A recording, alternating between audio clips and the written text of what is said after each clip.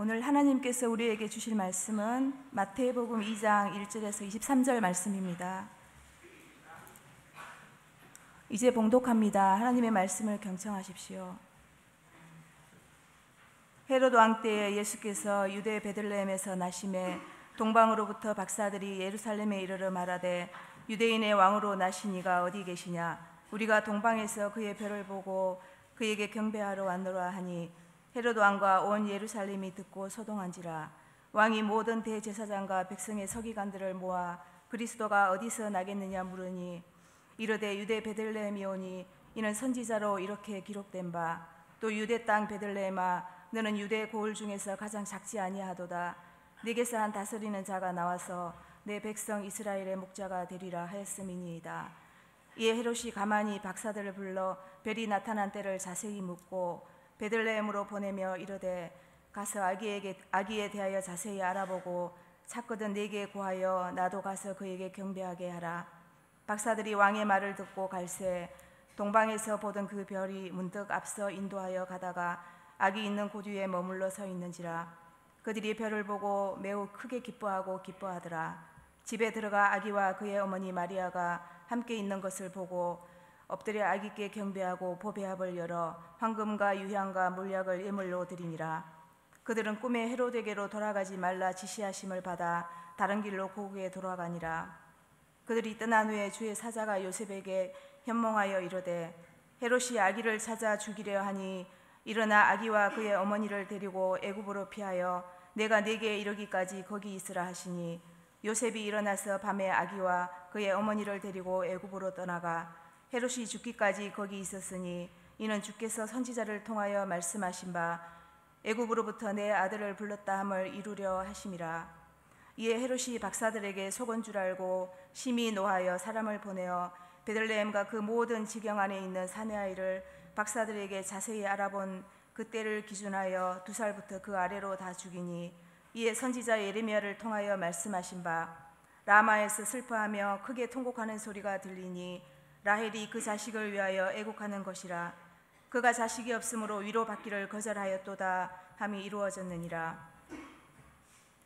헤롯이 죽은 후에 주의 사자가 애굽에서 요셉에게 현몽하여 이르되 일어나 아기와 그의 어머니를 데리고 이스라엘 땅으로 가라. 아기의 목숨을 찾던 자들이 죽었느니라 하시니 요셉이 일어나 아기와 그의 어머니를 데리고 이스라엘 땅으로 들어가니라.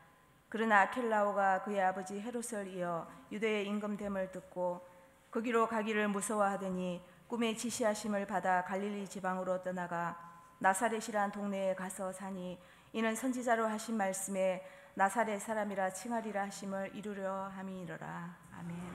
하나님께서 이 말씀을 통해 우리에게 은혜 주시기를 원합니다.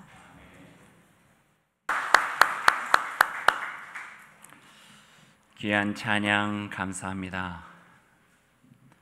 또 긴 말씀 읽으신 우리 권사님에게도 감사드립니다. 23절이나 되는 말씀을 잘 읽어주셨습니다. 간단하게 읽을 수도 있지만 2장 전체 23절의 말씀을 다 읽은 것은 이 성탄절 시즌이 아니면 이 말씀을 읽기가 어렵거든요. 그래서 예수님의 탄생 이야기 전체를 읽어보는 것도 의미가 있겠다 생각해서 함께 읽었습니다. 이제 다음 주일이면 성탄절이고 오늘이 대림절 4번째 주일입니다. 성탄의 의미를 되새기는 것은 참으로 소중하죠. 왜냐하면 2000년 전의 역사적인 사건이 아니라 지금 여기에서 우리가 맞이하는 성탄이 되어야 되기 때문에 그렇습니다. 오늘 이 본문의 말씀을 통하여서 21세기 우리가 살아가는 삶의 자리에서 하나님께서 우리에게 주신 성탄이 어떤 의미가 있고 우리를 새롭게 하시는가 주의 말씀을 듣는 귀한 시간 되었으면 좋겠습니다. 우리 함께 기도하겠습니다. 주님 감사합니다. 귀한 말씀 우리에게 허락해 주셨습니다. 그 말씀 속에 담겨져 있는 예수 그리스도의 나심의 참된 의미를 우리 마음에 기억하고 경험할 수 있도록 주님께서 함께하여 주옵소서. 예수님의 이름으로 기도드립니다. 아멘. 오늘 본문 2장 1절에 있는 말씀입니다. 헤롯 왕 때에 예수께서 유대 베들레헴에서 나심에. 오늘 본문이 시작된 이 간결한 첫 마디는 결코 간단한 이야기가 아닙니다. 오늘 성경이 본문이 굳이 헤로당 때라고 시작되어지는 그 까닭은 그 당시에 왕이 누구였는가 하는 것을 이야기하고 싶어서가 아닙니다. 그 시대가 얼마나 지도간 위기의 시대였는가 하는 것을 알리고 싶었기 때문에 그렇습니다. 헤롯이라고 하는 왕의 이름은 복음서 전반에 나와 있죠. 헤롯 왕은 누구입니까? 헤롯 왕은 에돔 출신이에요. 에돔 출신은 에서의 후손이에요. 여러분 에서를 들어서 알고 있죠? 이삭의 쌍둥이 아들 중에 하나가 에서예요. 그 나머지 아들은 야곱이죠. 야곱과 에서는 성경에서 날 때부터 서로 싸웠다 그랬어요. 그러니까 날 때부터 관계가 별로 좋지 않았어요. 서로 원수처럼 지내기도 했었고, 어찌 보면은 어렸을 때부터 또는 팥죽 사건 우리들이 기억하듯이 빼앗긴 자와 빼앗은 자, 그 악연이 여전히 남아서 그 둘만의 관계가 아니라 그 후손들까지도 에돔 출신과 유대 이스라엘 사람들과 야곱의 후손들과 별로 좋지 않은 관계를 넘어서 원수처럼 여기고 살아가던 시대가 예수님 당시까지도 지속되고 있었던 때예요. 그런데 그 에돔 출신의 헤롯이 유대 땅 이스라엘의 왕이 된 거예요. 백성들은 다 유대 백성인데 유달리 혈통을 소중히 여겨서 에돔 출신을 무시하고 원수처럼 여기고 있는데, 그 에돔 출신의 사람이었던 헤롯이 로마 제국의 황제에게 잘 보여가지고 거기에서 절대적으로 유대 땅의 왕을 정할 수 있는 권력을 가지고 있던 로마에 의해서 왕의 직위를 받고 유대 땅의 왕으로 오게 된 거예요. 그러니 얼마나 그 관계가 좋지 않았겠어요. 그것을 헤롯도 알았어요. 어떻게 하면 이 땅을 잘 다스릴 수 있을까, 자기를 그 왕의 자리를 잘 지켜낼 수 있을까 생각하다가 자기 아내를 유대 사람을 구해요. 유대인과 결혼을 하게 되는 거예요. 모계 사회잖아요. 이스라엘이 어머니로부터 계속 그 유대인의 혈통들이 유지되거든요. 그래서 그 유대인 출신의 여인에게서 난 자기의 아들은 유대인이 된 거예요.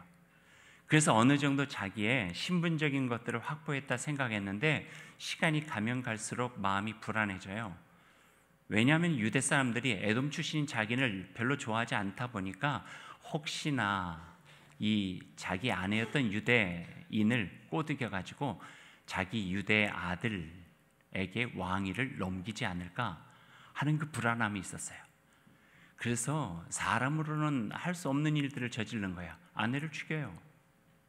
그리고 그 배에서 난 아들들도 다 죽여요. 그러니까 자기의 왕위를 넘볼 만한 그런 그 기회를 가질 수 있는 사람들은 그 씨를 다 말려버리는 거예요. 그게 지금 헤롯이에요. 그런 헤롯왕 때에라고 2장 1절에서 이야기하고 있는 거죠. 헤롯의 마음에는 늘 에돔 출신이라고 하는 열등감과 자격지심이 있었어요. 근데 사람이 마음이 그렇게 삐뚤어지면은요, 사람으로 할 수 없는 일들도 눈 하나 끔찍 안 하고 그냥 저질러 버리고 말아요.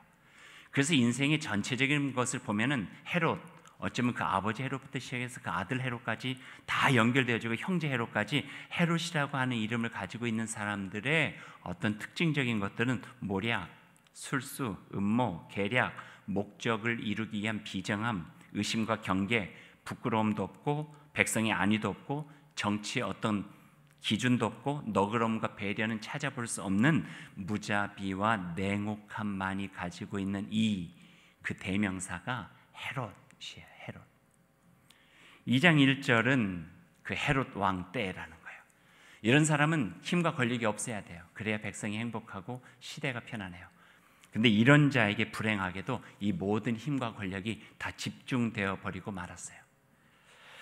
그러던 어느 날 사건이 터지게 되는 거예요.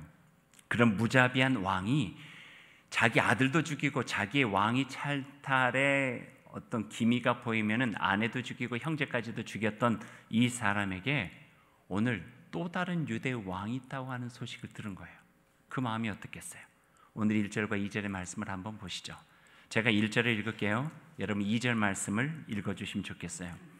헤로당 때에 예수께서 유대 베들레헴에서 나심에 동방으로부터 박사들이 예루살렘에 이르러 말하되 유대인의 왕으로 나신 이가 어디 계시냐? 우리가 동방에서 그의 별을 보고 그에게 경배하러 왔노라 하니, 자기 왕위를 지키기 위해서 가족까지 다 그냥 섬멸하듯이 그 씨를 말려버린 왕에게 와서 동방에서 온 나이든 지혜자들이 이야기를 하는 거예요. 혹시 왕이시여, 하늘의 별을 보고, 그러니까 하늘의 뜻에 따라서 이 땅에 유대인의 왕이 된 사람이 나셨다 하는데 혹시 그가 어디 있는 줄 아십니까? 여러분 그 다음 일이 상상되시나요? 어떤 일들이 펼쳐질지요? 유대왕 헤롯이 눈 시퍼렇게 뜨고 있는데 또 한 명의 유대 왕이 태어났다는 거예요. 왕은 그 왕을 그대로 내버려 둘 수가 없죠. 그래서 그는 그 위험한 왕의 행방을 알고 있겠다 여긴 동방 박사들에게 달콤한 말로 그 왕의 행방을 물어봐요. 7절과 8절 말씀이에요. 이에 헤롯이 가만히 박사들을 불러 별이 나타난 때를 자세히 묻고 베들레헴으로 보내며 이르되 가서 아기에 대하여 자세히 알아보고 만일 찾거든 내게 구하여 나도 가서 그에게 경배하게 해 주십시오. 그래요. 진짜 경배하고 싶었을까요? 아니죠. 어딘지만 알면은 자기의 본심을 드러내면 알려주지 않을까 봐 이렇게 달콤한 말로 이야기를 하고 어디인 줄만 알면 어떻게 하겠어요? 죽이겠죠. 뭐 두말하면 잔소리죠. 네. 제가 헤롯이라고 해도 그럴 거예요. 이 자리를 어떻게 지켜왔는데, 모진 일까지 다 하면서 지켜왔는데 한낱 유대의 왕이라고 불리는 아무리 별빛으로 점지가 되었다 할지라도 그 아기를 그냥 놔둘 수가 없는 거죠. 품에 비수를 감춘 비열한 말로 동방박사를 꼬드겼던 거예요. 한 왕이 다른 왕을 죽이려고 한 거죠. 작은 땅 베들레헴, 슬픔의 땅 에브라다에 위로와 평강의 왕으로 오신 아기 예수는 지금 바람 앞에 촛불과 같이 여러 가지로 죽음의 위협을 당하고 있었어요. 어쩌면 그의 죽음은 이대로 가면은 기정사실이나 마찬가지죠. 하늘이 도와주셨어요. 하나님께서 도와주셨어요.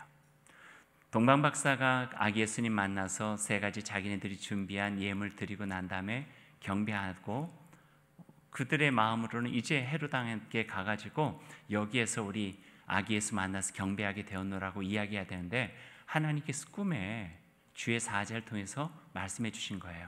가지 말고 너희 고국으로 돌아가라 이렇게 말씀해 주세요. 그쪽에 대한 상황들과 정황들을 말씀해 주신 까닭이죠. 그래서 동방박사들은 꿈에서 들은 대로 다른 길을 이용해서 자기 나라로 돌아갔어요.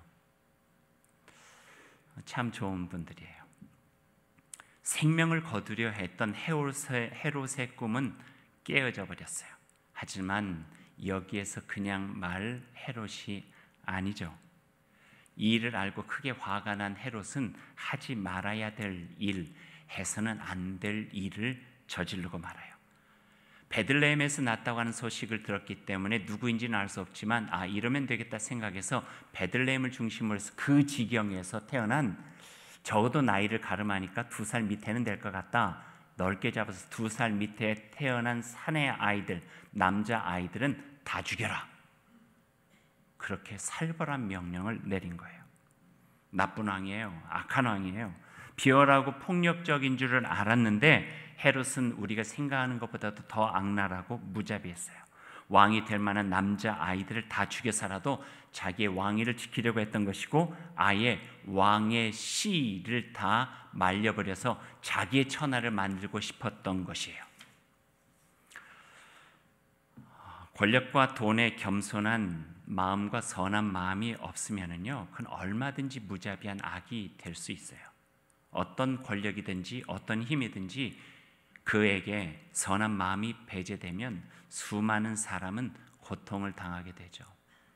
국가의 권력도 마찬가지고요, 공동체의 권력도 마찬가지고 어찌 보면 가슴 아프게도 가정의 권력도 마찬가지예요. 아빠가 가지고 있는 그 자리에서 힘과 권력 속에 선한 마음, 사랑하는 마음 없고 무자기한 마음과 자기만 생각하는 마음만 있다면 그 가족은 고통 속에 있어요. 아파요. 상처가 돼요. 더 이상 아빠의 기억을 떠올리고 싶어 하지 않아요. 가끔가다 교회에 새로 오시는 분들과 이야기하다가 하나님에 대해서 굉장히 힘겨워하시는 분들이 있어요. 그래서 기도할 때 하나님 아버지라고 못 불러요. 왜냐하면 그 어린 시절 속에 아버지에 대한 기억이 너무 치명적이에요. 그래서 하나님 아버지라고 할 때마다 그 어렸을 때의 아버지에 대한 기억 때문에 막 몸서리를 치는 모습들이 있어요. 어떤 자리가 갖고 있는 그 사람이 선한 마음과 배려하는 마음과 너그러운 마음, 선한 양심, 덕망 있는 책임감이 없을 때는 다른 사람들에게 고통을 주기도 하고 그 자리와 힘을 통해서 수많은 사람들의 생명까지도 위협되어지는 일들이 이루어질 수 있다는 말씀이에요. 오늘 헤롯이 그런 일이죠. 마치 하늘이 없고 하나님이 안 계신 것처럼 자기 세상인 것처럼 살아가게 돼요. 그리고 그 세상 속에서는 마치 정의는 불의에 의해서 무너진 것 같이 보이고 진실은 거짓에 의해서 사라진 것 같이 보이고 평화는 폭력으로 인해서 무참하게 없어진 것처럼 보이고 생명은 죽임으로 인해서 위협당하고 있죠. 힘을 가진 권력자들은 교활함과 음모와 끔찍한 폭력성과 말하기도 싫은 야비함으로 세상이 제 것인 것처럼 살아가게 돼요. 그럴 때 선한 마음, 진리, 정의, 평화와 복된 마음은 숨죽이면서 어쩌면은 작은 씨앗처럼 자기 생명을 유지하는 일이 최선인 것처럼 살아갈 수밖에 없는 그런 시대도 있었다고 하는 거예요. 오늘 헤롯 왕 시대가 바로 그 시대를 증거하고 있어요. 그러나 오늘 성경 말씀 2장은 우리에게 그 험난한 세상 속에서도 그 척박한 시대와 역사 속에서도 꺼질 수밖에 없는 그 촛불을 지키고 보호하면서 씨앗을 키워내고 움터오른 사람들이 있음을 우리에게 증거하고 있어요. 어쩌면 헤롯 왕을 멀리하고 자고 고국으로 돌아간 동방 박사들도 그들 중에 한 사람이에요. 뭐 그럴 수도 있겠지라고 쉽게 생각할 수도 있잖아요. 뭐 자기 집으로 돌아가는 거, 이 길 아니라 저 길로 가는 거, 헤롯 왕한테 이야기하지 않고 자기 고국으로 돌아가는 게 뭐가 어려워라고 말할 수도 있겠죠. 어찌 생각하면 어렵지 않은 일이에요. 하지만 그것을 결단하고 이게 옳겠다라고 생각한 그 작은 마음에서 아기 예수는 지켜지고 보존된 거예요. 거룩한 생명의 씨앗은 다시 거기에서 열매를 맺을 수 있는 소중한 기회를 얻을 수 있게 된 거죠. 한번 생각해 보면은 세상 권세 다 가진 것 같은 헤롯 왕의 말을 거절하고 듣지 않고 마구간에서 태어난 존재도 없이 누워있는 한 아이를 지키는 일은 정말 그 마음의 중심에 어떤 것이 선하고 어떤 것이 바른 것인가 하늘을 알고 별빛을 바라보면서 유대인의 왕 되신 곳을 찾아가듯이 하늘 지혜를 가지고 살아가려고 하는 그 마음이 평상시에 없었다면은 결정할 수 없는 일들이었어요. 그래, 우리가 헤롯 왕 말 안 듣고 가다가 혹시 군대 보내가지고 우리가 어찌 될지도 모르는데 그 아이 하나 보호하고자 나하고 별로 상관없는 그 아이 생명 지키고자 우리가 위험에 처할 수는 없는 일이지 하고 변심한 마음으로 헤롯 왕한테 가서 이야기할 수도 있었던 일이라고 하는 거죠. 어쩌면 그 일이 훨씬 더 그렇게 하는 것이 쉽기도 하고요. 오늘 성경 말씀에 보면은요, 동방 박사들이 그렇게 떠난 후에도 위기는 끝나지 않았어요. 지속됐어요. 동방의 지혜자들이 나타난 주님의 사자가 이제는 그 위기를 모면할 수 있도록 요셉이라고 하는 예수님의 아버지에게 나타나요. 나타나서 그 꿈에서 말씀해 주세요. 헤롯을 피해 애굽으로 도망가라. 그리고 위험이 없어질 때까지 그곳에 머물러 있어라. 그렇게 말씀하세요.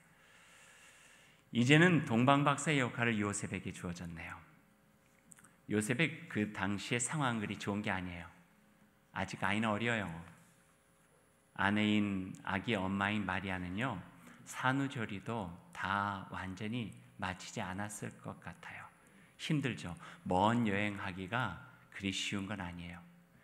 강보에 싼 아이와 산후조리 끝나지 않은 자기 아내를 데리고 먼 길 베들레헴에서부터 시작해서 애굽까지 간다고 하는 것은 참 쉬운 일은 아니었어요. 그러나 아빠 된 마음, 이 아이의 생명을 지켜야 되겠다고 하는 그 마음이 쉽지 않은 여정이지만 자기의 처 자식을 데리고 먼 길을 떠나게 되죠. 건장한 사내들도 걷기 어려운 그 먼 길을 연약하기 이를 데 없는 이 몸들이 가게 되는 거예요.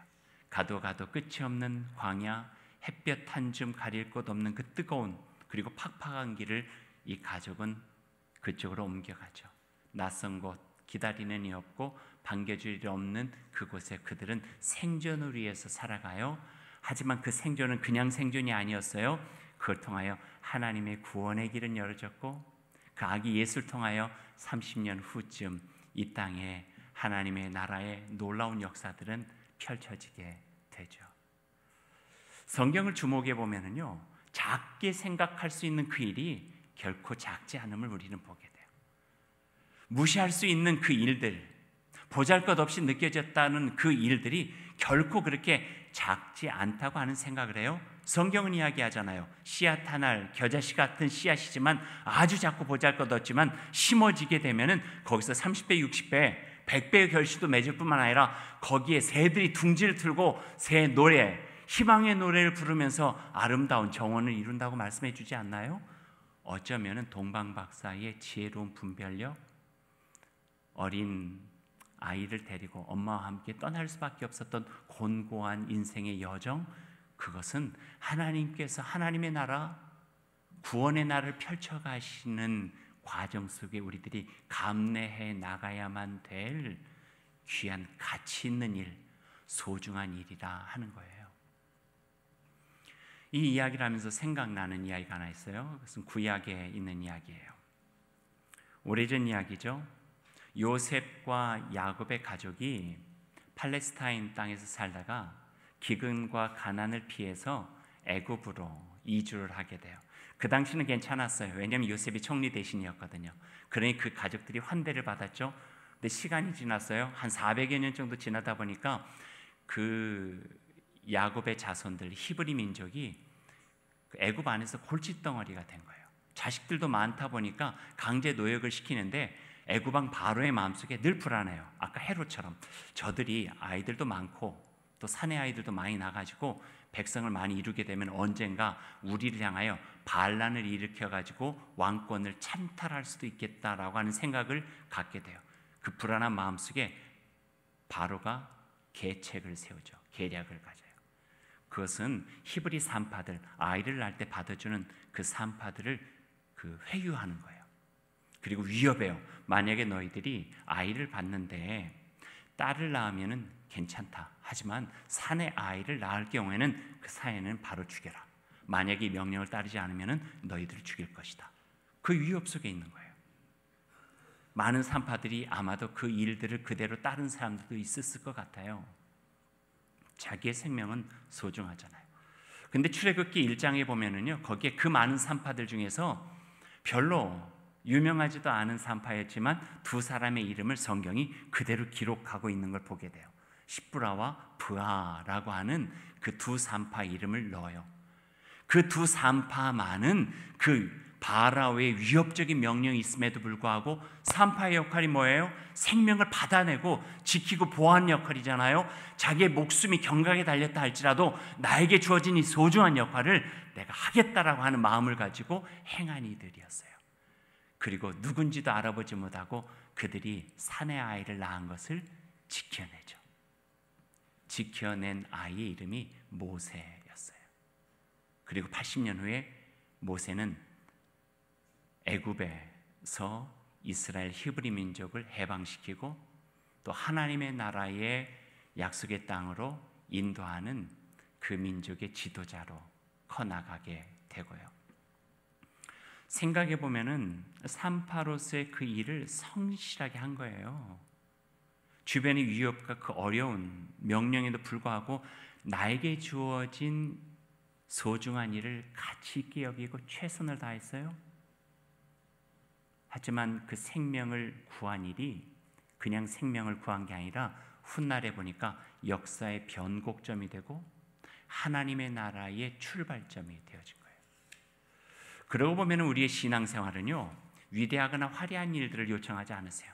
하나님께서 우리에게 나의 아들처럼 십자가를 져라 그렇게 말씀하지 않으세요. 우리에게 신앙의 삶을 살아갈 때 우리에게 요청하는 것은 너의 삶의 자리에서 지금 여기에서 주님을 사모하고 그 사랑하는 마음으로 주어진 일을 더욱더 겸손한 마음으로 성실하게 주님께 하듯이 그렇게 행하라. 그 일을 역사의 변곡점으로 만들고 하나님의 구원의 길로 만들고 그것을 통하여 하나님의 나라를 펼쳐가는 일은 내가 너희와 함께하고 성령이 도와주실 것이다. 그래서 성탄의 의미는 2000년 전에 아기 예수님 나신 그 역사의 사건을 기념하는 일이기도 하지만 어쩌면 베들레헴 무시되어졌던 그 작은 고을에서 에브라다 무시되어졌던 그 슬픔의 땅에서 아기 예수 그 누구도 관심 갖지 않는 그 아기를 주셔서 그들을 보호했던 동방박사와 아빠와 엄마와 곁에 있던 자들에서 생명이 보존되었던 그가 세상의 역사의 변곡점을 만들고 하나님의 나라를 구원해 나가는 놀라운 일들을 한 것처럼 우리의 삶의 자리에서 소중히 가치 있게 되어지는 그 일들에 성심성의를 다할 때 그것은 하나님께서 그것을 통하여서 하나님의 나라와 구원은 이루어 가신다고 하는 메시지가 성탄 속에 담겨져 있는 거예요. 세상은요, 예수님 시대부터 시작해서 지금까지는 왕의 씨를 말려버리려고 하는, 생명의 씨앗을 말려버리고 하는, 희망의 씨앗을 말려버리려고 하는, 평화 씨와 하나님의 구원의 씨앗을 말려버려서 그 위에 자기를 중심으로 한 제국과 그 세력을 만들어버리려고 하는 악한 마음, 죄된 마음들이 가득해 왔어요. 하지만 그런 가운데서도 가냘픈 촛불 하나 지키듯이 씨앗을 지켜냈던 사람들을 위해서 하나님의 나라는 면면이 흘러왔고 하나님께서 이루어 가시는 그 구원의 계획들은 지금까지 지속되어져 왔던 거예요. 그걸 통해서 하나님께서는 아들 예수 그리스도의 그 갈보리 언덕에 십자가를 가장 생명 있는 도구로 사용하셨고 보잘것없는 갈릴리 어부들의 삶을 들어서 우리에게 생명의 길로 걸어갈 수 있도록 도와주셨어요. 그래서 성탄은요, 우리에게 참 소중한 가치 있는 메시지를 주시는 거예요. 우리 자신을 사랑하라는 거예요. 보잘것없이 보이는 내 자신을 하나님께서 갖고 계시는 그 마음으로 사랑하라는 거예요. 그리고 내가 지금 하고 있는 우리 자신에게 주어져 있는 일상의 삶을 소중히 여기라는 거예요. 그리고 그 일상의 삶 속에서 하나님께서 내게 기뻐하실 수 있는 가치 있는 일들을 보고 그를 위하여 땀 흘리고 정성을 다하라는 거죠.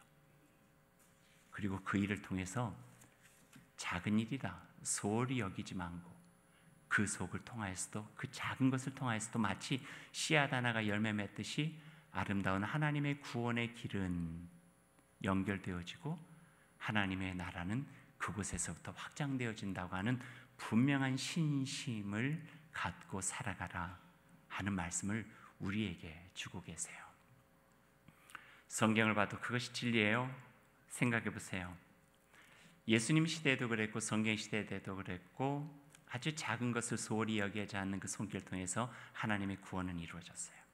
다른 이의 굶주림을 외면하지 않았던 물고기 2마리와 보리떡 5개 손인의 손길 통하여서 지금 우리도 하나님의 구원을 경험하고요. 주님께 드려지는 홀로 된 여인의 2개의 동전을 통해서 친구의 절망에 외면하지 않았던 내 친구들의 지붕 뚫고 내려갔던 간절함을 통해서 하나님의 구원과 놀라운 역사는 이루어지게 되었죠. 결코 성탄 이야기는 화려한 이야기 아니에요. 웅장한 이야기 아니에요. 별이 보인다고 해서 동방 박사가 있다고 해서 화려한 이야기 아니에요. 가장 작은 곳, 변두리 무관심하게 생각될 수 있는 곳, 누구도 외면할 수 있는 그 곳에서 하나님의 구원의 역사는 시작되었고 어찌면 지금 이 시대 속에서 우리 안에서 하나님의 구원의 역사는 또 다르게 시작될 수 있다고 하는 그 참된 진리의 메시지를 우리에게 주고 계시는 거예요. 그러니 우리는 우리 자신을 더 사랑하고 소중히 여기고 나의 삶의 자리를 더 눈여겨 보면서 이 안에서 성탄의 기적과 같은 일들이 일어날 수 있도록 신심을 가지고 최선을 다하는 일, 이것이 어쩌면 오늘 우리에게 주시는 성탄의 메시지이다. 우리가 같이 나눌 수 있을 것 같습니다. 신앙은 바로 그런 것입니다. 우리의 삶의 자리에서 주님을 믿는 마음으로 돌아보는 거예요. 그리고 어려운 이에게 나누는 위로의 말 한마디 속에 성탄은 깃들고요. 진심으로 건네는 성도들 간의, 이웃 간의 인사 속에 성탄은 나눠지고요. 다른 사람이 걸려 넘어지지 않도록 누가 보든지 보지 않든지 물건 하나를 치워내는 그 모습 속에 성탄의 기적은 이루어지고요. 차선에 맞춰서 차를 잘 대고 약속을 잘 지켜 다른 사람의 마음을 불편하지 않게 하고, 남편은 남편, 아내는 아내, 엄마는 엄마, 아빠는 아빠, 자식은 자식으로서 주어진 소중한 역할을 잘 해나가고, 그러면서 틈틈이 하늘 뜻을 살피고 내가 지금 하나님의 자녀로 잘 살고 있는지 정직한 마음으로 돌아보며 주님의 백성답게 살아가는 그 삶을 통하여 2000년 전에 임하신 성탄의 기쁨, 성탄을 통한 구원의 은혜는 바로 우리의 삶의 자리 속에서 형성되고 잉태되고 해산되고 이루어지고 열매 맺게 된다고 하는 말씀을 오늘 우리에게 들려주고 계십니다. 이것이 오늘 이 말씀을 통해서 우리 마음에 기억해야 될 성탄의 신비요, 주님께서 허락해 주시는 복된 말씀입니다. 이 말씀 마음에 담고 살아가시기를 간절히 소망합니다. 우리 함께 기도하십시다.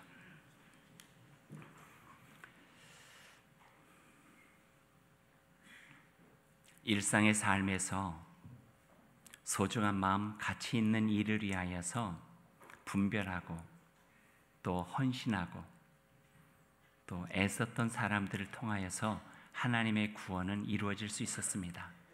예수 그리스도의 생명은 권력을 가진 헤롯보다는 하나님의 말씀, 그 음성을 경청한 동방박사를 통해서 지켜질 수 있었고, 낯선 길이지만 생명을 지키는 애굽 광야길을 나섰던 부모의 그 정성과 희생을 통하여 지켜질 수 있었고, 무서운 권력 앞에서 아이의 생명을 지키는 것이 나의 역할임을 깨달은 산파와 같은 그 마음들이 아기 예수를 지키고 그 아기 예수를 통하여 참된 구원을 이뤄갈 수 있었습니다.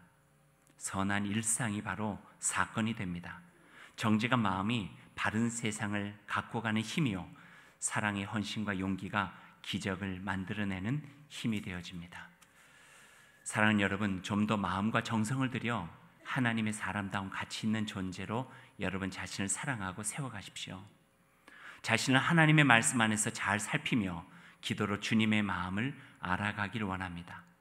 그 마음으로 가정을, 하나님을 믿는 신앙의 가정으로 세우고 여러분의 삶, 그 삶을 하나님께서 기뻐하시는 복된 삶으로 살아가시길 바랍니다.